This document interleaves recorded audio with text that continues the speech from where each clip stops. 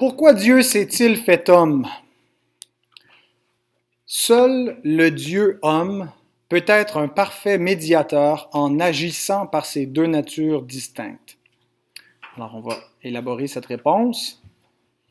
Donc, si on résume ce qu'on a vu jusqu'à présent, en fait, les dernières portions dans le chapitre 8, on a affirmé qu'il y a un seul Christ, qui est vrai Dieu et vrai homme, que ces deux natures sont unies mais sans mélange, sont distinctes mais inséparables.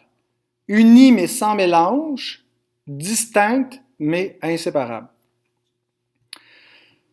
Maintenant, ce qu'on va voir, c'est qu'il y a un lien fondamental, un lien inséparable entre sa personne, Dieu et homme, et son œuvre comme médiateur. Alors, pourquoi fallait-il qu'il soit Dieu et homme à la fois? En fait, c'est ce qu'on va voir. Donc, non seulement on croit que notre Sauveur est unique, parce qu'on croit que ça existe, il n'y a pas d'autre exemplaire d'une personne qui est Dieu et homme. Il est le seul en son genre. Mais on croit aussi que personne d'autre que le Dieu homme aurait pu être le médiateur pour expier nos péchés. Un ange n'aurait pas pu le faire, un homme parfait n'aurait pas pu le faire. Et il fallait qu'il soit Dieu et qu'il soit homme. Donc, lisons les paragraphes 4 et 5 qui nous présentent la médiation de Christ, qui nous présentent son œuvre et qui lie son œuvre à sa personne. Donc, la doctrine de la personne du Christ est aussi importante que la doctrine de l'œuvre du Christ et on ne peut pas les séparer et l'une nécessite l'autre. Alors, le paragraphe 4, d'abord, nous dit « Le Seigneur Jésus a entrepris cet office de médiateur de tout cœur pour le mener à bien. Il est venu sous la loi et l'a accompli parfaitement. Et il a subi à notre place le châtiment que nous aurions dû porter et souffrir, étant devenu péché et malédiction pour nous. Il a enduré en son âme les tourments les plus cruels et en son corps les souffrances les plus douloureuses. Il a été crucifié, il est mort et il est demeuré dans cet état sans cependant connaître la corruption. Le troisième jour, il est ressuscité d'entre les morts avec le même corps dans lequel il a souffert, avec lequel il est aussi monté au ciel, et là, il siège à la droite de son Père, faisant intercession. Il reviendra à la fin du monde pour juger les hommes et les anges.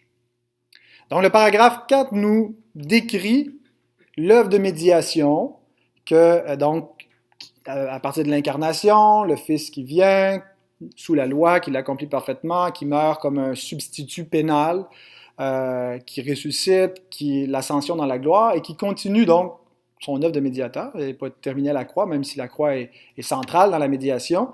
Elle se poursuit. Christ demeure médiateur présentement entre Dieu et nous. C'est par lui qu'on s'approche de Dieu, qu'on prie en son nom, et ainsi de suite, parce qu'il est médiateur. Et il va revenir à la fin, donc, c'est la complétion de son œuvre où il vient nous chercher et nous amener dans la gloire avec lui.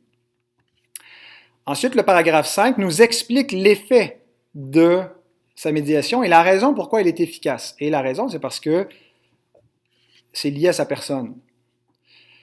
Par sa parfaite obéissance et le sacrifice de lui-même qu'il a offert à Dieu une fois pour toutes par l'Esprit éternel, le Seigneur Jésus a pleinement satisfait la justice de Dieu et a acquis la réconciliation et un héritage éternel dans le royaume des cieux pour tous ceux que le Père lui a donnés. Donc, la semaine dernière, on a vu l'importance de distinguer entre les deux natures du Christ. Que c'est la seule façon de comprendre bien qui il est, qu'on peut comprendre que, par exemple, comment il pouvait dire qu'il ignorait des choses alors qu'il est Dieu et que quand on comprend la nature de Dieu, Dieu ne peut pas rien ignorer et l'incarnation ne consiste pas à dépouiller quoi que ce soit de la divinité, mais à s'humilier dans une chair humaine. Donc, en distinguant les natures, on comprend que parfois certains c'était quoi le mot, certaines propriétés, certains idiomes d'une nature se manifestent, bien qu'ils soient tout le temps les deux natures à la fois. Ils ne vivaient pas dans une sorte de schizophrénie existentielle. On n'arrive pas à comprendre comment ils pouvaient être les deux à la fois, mais c'est réellement, en fait, la personne éternelle qui est Dieu, qui prend une nature humaine, qui va être pleinement humaine et qui va exister à part entière sans être mélangée à la nature divine. Et on les garde distincts. On les garde distincts en particulier quand vient le temps de la croix. Il n'est pas devenu passible, Dieu n'est pas devenu passible ou mortel à la croix, il demeure immortel et impassible, parce que c'est vraiment dans la nature humaine que la personne du Christ subit le châtiment divin de la colère de Dieu. Alors on a vu l'importance de distinguer ces deux natures, ce soir on va voir l'importance de les garder unis. On les distingue sans les séparer, elles sont unies mais sans mélange, donc unies et distinctes. Mais c'est important de les garder unis parce que l'expiation du péché s'est faite dans la nature humaine, unie à la nature divine. Et ça ne pouvait pas être autrement. Et donc, c'est là où l'œuvre de Christ nous permet de comprendre l'importance de la personne du Christ. Son œuvre est unique parce que sa personne est unique. Personne d'autre pouvait accomplir cette œuvre-là que celui qui est à la fois Dieu et homme. Il fallait que la nature humaine soit unie à la nature divine. Il y a un théologien au Moyen Âge qui s'appelait Anselme de Canterbury, qui a écrit un ouvrage de théologie dans lequel il fait comme un dialogue où il discute avec un peu comme un disciple, un élève qui lui pose des questions et lui il répond. Et le titre de son ouvrage en latin c'est Cur Deus Homo. En français, pourquoi Dieu s'est-il fait homme? Pourquoi Dieu est-il devenu un homme? Alors c'est une question, le titre, et en fait c'est la question de mon étude de ce soir. Pourquoi Dieu s'est-il fait homme? Et donc dans cet ouvrage-là, Anselme répond à la question, et je pense que sa réponse est absolument biblique, et elle est certainement celle que les théologiens précédents, mais subséquents aussi, ont confessé. Et vous savez, certaines doctrines dans l'histoire, on les a compris de plus en plus progressivement, comme la Trinité, par exemple. Elle est déjà embryonnaire dans l'Ancien Testament, elle devient de plus en plus claire dans le Nouveau, puis c'est au fil de l'histoire de l'Église qu'on a de plus en plus compris ce que les Écritures signifiaient. Bien, cette question-là ici, pourquoi Dieu est-il devenu homme, c'était déjà là chez les pères, en fait, avant les pères, chez les apôtres, et donc, Anselme vient clarifier certains points de cette question-là.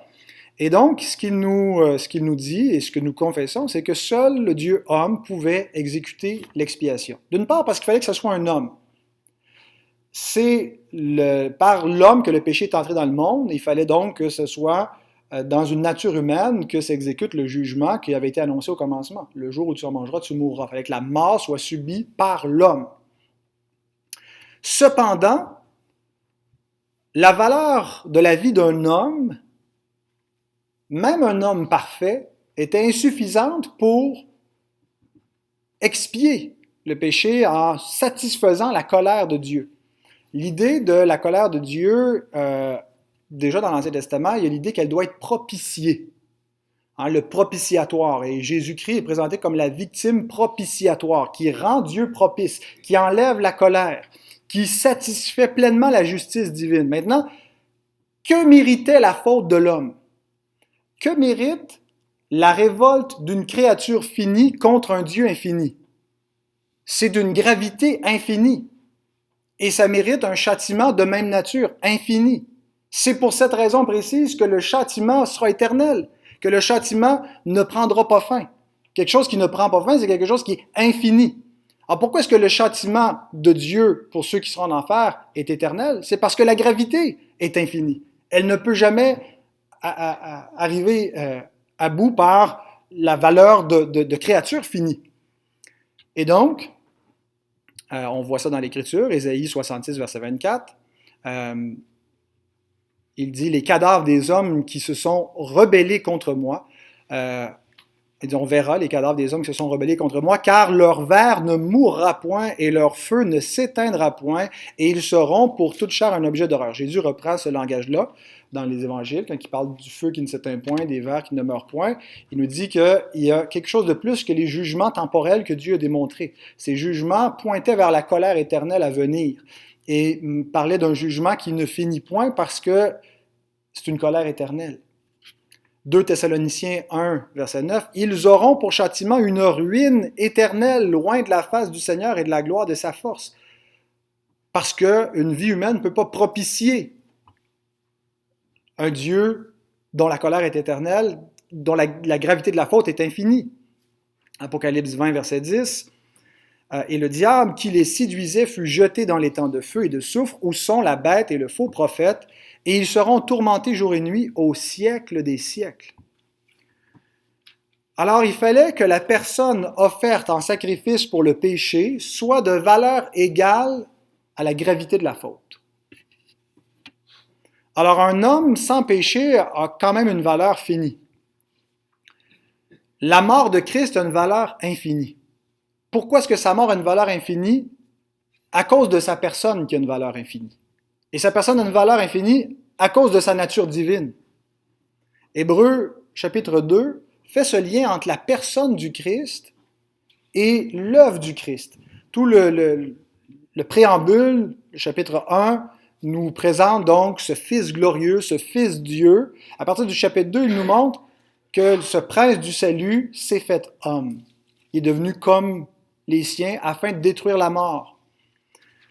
Mais il y a un autre passage dans l'Épître aux Hébreux qui est intéressant et qui est utilisé comme texte preuve dans notre confession, c'est Hébreux 9, 14.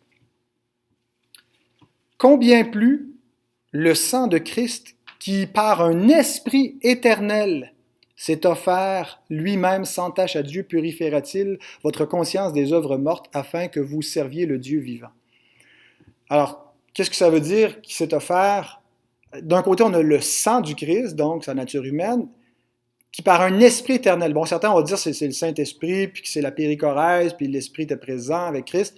Je pense ici, au contraire, qu'on a les deux natures du Christ réunies dans l'événement de la croix. Je répète que ce n'est pas la nature divine qui est punie, qui est châtiée, mais la personne du Christ, c'est l'Esprit éternel, c'est Dieu, qui dans une condition humaine s'offre en sacrifice. Et donc, sa personne a une valeur infinie. Donc, par l'Esprit éternel s'offre, et qu'est-ce qu'il obtient? Une purification éternelle. Il expie le péché. Et donc, on est vraiment à la jonction entre la personne du Christ et l'œuvre du Christ. Personne d'autre que lui pouvait faire cela. Le seul qui pouvait expier le péché en portant la colère de Dieu sur la croix, c'était lui. Cependant, Ésaïe 53, 4, ce sont nos souffrances qu'il a portées, c'est de nos douleurs qu'il s'est chargé, nous l'avons considéré comme puni, frappé de Dieu et humilié, mais il était blessé pour nos péchés. J'ai sauté une ligne. Mais il était blessé pour nos péchés, brisé pour nos iniquités, le châtiment qui nous donne la paix est tombé sur lui, et c'est par ses meurtrissures que nous sommes guéris. Nous étions tous errants comme des brebis, chacun suivait sa propre voie, et l'Éternel a fait retomber sur lui l'iniquité de nous tous. Donc, on a là ici la substitution pénale. Jésus est un substitut, il remplace des gens, et il les remplace pour porter leur peine, pour porter le châtiment qu'ils méritent. Et c'est par ce châtiment-là qu'on obtient la paix. Et donc, pourquoi est-ce qu'il peut expier le châtiment sans subir éternellement le châtiment, comme subiront les pécheurs, à cause de sa valeur qui peut propitier la colère de Dieu et l'ôter. Pierre 2, 24 nous dit qu'il a porté lui-même nos péchés en son corps sur le bois, afin que mort au péché, nous vivions pour la justice de Dieu. Lui, par les meurtrissures duquel vous avez été guéris. Donc, Pierre comprend que Ésaïe 53 est directement à propos du Christ. Un des plus beaux énoncés confessionnels, crédales de cette vérité, on le retrouve dans le catéchisme de Heidelberg, questions 16 et 17. Écoutez bien ceci. Pourquoi doit-il être un vrai homme qui soit juste? Réponse. parce que la justice de Dieu exige que la nature humaine qui a péché paie pour le péché. Mais un homme qui serait lui-même pécheur ne pourrait pas payer pour les autres. Question 17. Pourquoi doit-il être en même temps vrai Dieu? Réponse. Pour que par la puissance de sa divinité, il puisse supporter le poids de la colère de Dieu dans son humanité et nous acquérir et nous rendre la justice et la vie. Donc, sans que la colère soit tombée sur la nature divine, spécifiquement, c'est l'homme qui est puni, mais uni à la nature divine, qui supporte dans une nature humaine le poids de la colère éternelle de Dieu. Alors, on a la communication, communicatio idiomatum entre les deux natures, où la nature divine supporte la nature humaine dans l'unique personne du Christ pour faire l'expiation des péchés. Donc, sa mort a une valeur pour d'autres hommes parce qu'il est mort comme un représentant. Et on avait un type de cela dans l'Ancienne Alliance avec le souverain sacrificateur. Le premier souverain sacrificateur, Aaron, Dieu décrit ce qu'il va faire et il doit porter le pectoral du jugement. Il nous dit pourquoi, Exode 28, 29 et 30. Lorsque Aaron entrera dans le sanctuaire, il portera sur son cœur les noms des fils d'Israël gravés sur le pectoral du jugement, pour en conserver à toujours le souvenir devant l'Éternel. Tu joindras au pectoral du jugement l'Urim et le Thummim, et ils seront sur le cœur d'Aaron lorsqu'il se présentera devant l'Éternel. Ainsi, Aaron portera constamment sur son cœur le jugement des enfants d'Israël lorsqu'il se présentera devant l'Éternel. Dieu nous montrait par là que Christ allait mourir comme un représentant, comme un substitut pénal. Le grand prêtre porte toutes les tribus pour montrer qu'il n'agit pas en sa propre capacité pour lui-même, il agit pour tout le peuple, comme représentant. Et donc, si la mort de Christ compte pour d'autres hommes, c'est en vertu de l'alliance. Il est la tête de l'alliance, le chef fédéral. Comme Adam était le chef de l'humanité, que sa chute a compté pour tous les hommes, tous ont péché en Adam, il a entraîné toute l'humanité à sa suite comme représentant des hommes. Bien, Christ, le deuxième Adam, vient comme un représentant des croyants et porte leur péché devant Dieu. Mais ce qui fait que sa mort a une valeur infinie.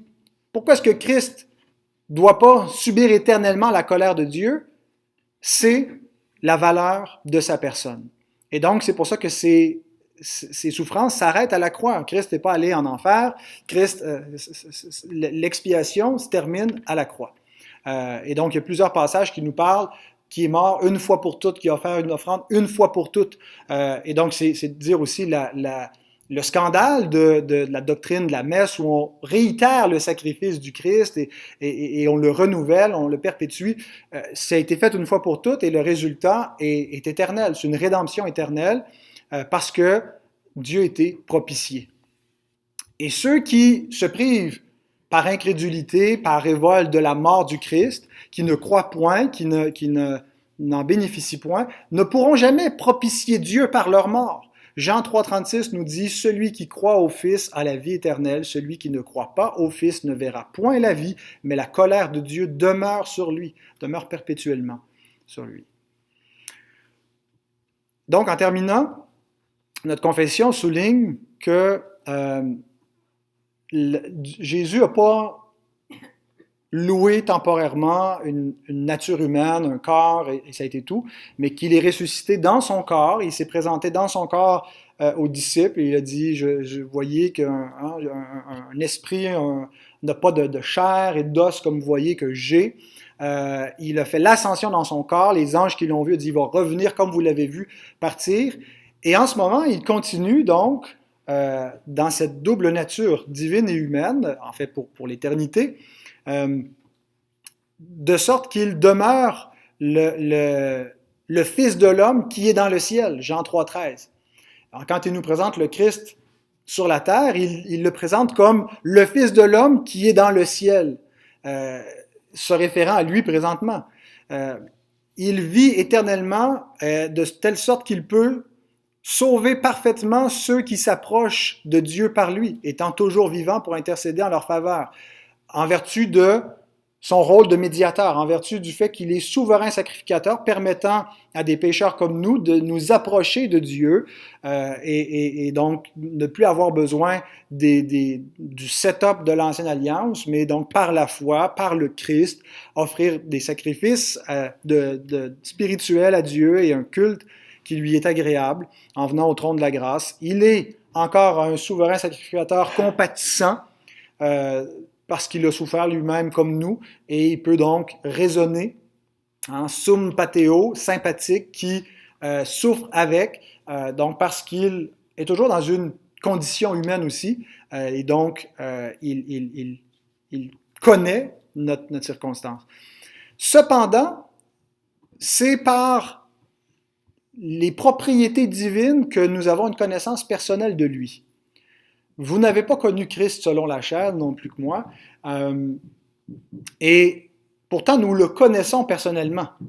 Nous ne faisons pas simplement connaître des informations sur le Christ, savoir qui il est. Je ne pense pas que c'est nos enfants, je pense que c'est la rénovation. Ouais. Alors, pour ceux qui se demandent là, de quoi ça se passe sur Internet, là, c'est parce que mon épouse est présente puis elle s'en allait intervenir parce que ça cogne, mais c'est la voisine, c'est pas les enfants. Donc, on le connaît, le Christ, mais par sa nature divine. Paul dit dans 2 Corinthiens 5,16 « Si nous avons connu Christ selon la chair, maintenant nous ne le connaissons plus de cette manière. » Il y a différents aspects, je pense, que Paul veut dire dans ce passage-là, mais entre autres que c'est pas que Jésus n'est plus un homme. Certains m'ont cité ça en disant « Non, c'est fini, il était un homme, il n'est plus un homme, il est juste Dieu maintenant. »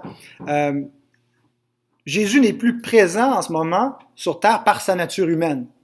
Il n'est pas là physiquement, mais pourtant il nous a promis ceci dans Matthieu 28,20. Il dit « Je suis avec vous tous les jours jusqu'à la fin du monde. » Par ses capacités de la nature divine, son omniscience, son omniprésence.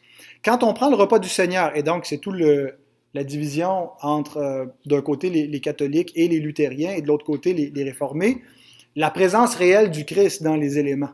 Luther, vous vous souvenez, donc, il disait non, c'est la communion au corps et au sang du Christ, et c'est ce que Paul nous dit, que la coupe de bénédiction que nous bénissons n'est-elle pas la communion au sang de Christ?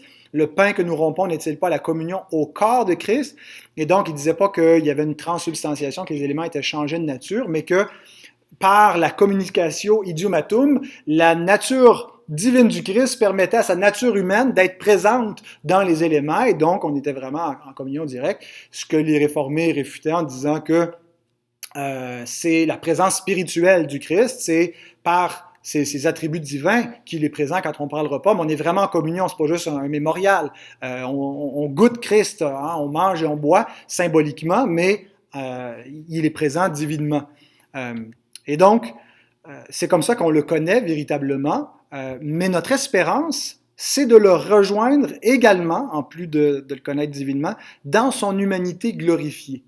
Et ça va être soit à notre mort, Philippiens 1,23, « Je suis pressé des deux côtés, j'ai le désir de m'en aller et d'être avec Christ, ce qui de beaucoup est le meilleur. » Ou à son retour, Jésus a dit, « Lorsque je m'en serai allé et que je vous aurai préparé une place, je reviendrai, je vous prendrai avec moi, afin que là où je suis, vous y soyez aussi. » Comme je le paraphrasais tantôt dans Acte 1,11, « Hommes galiléens, pourquoi vous arrêtez-vous à regarder au ciel? Ce Jésus qui a été enlevé du milieu de vous viendra de la même manière que vous l'avez vu allant au ciel. » Donc, on croit un retour corporel, physique du Christ, le Christ glorifié, qui va, à ce moment-là, la dernière trompette, en un clin d'œil, nous changer dans la même condition que lui, en nous donnant un corps spirituel glorifié. Et ça va être Alléluia pour l'éternité.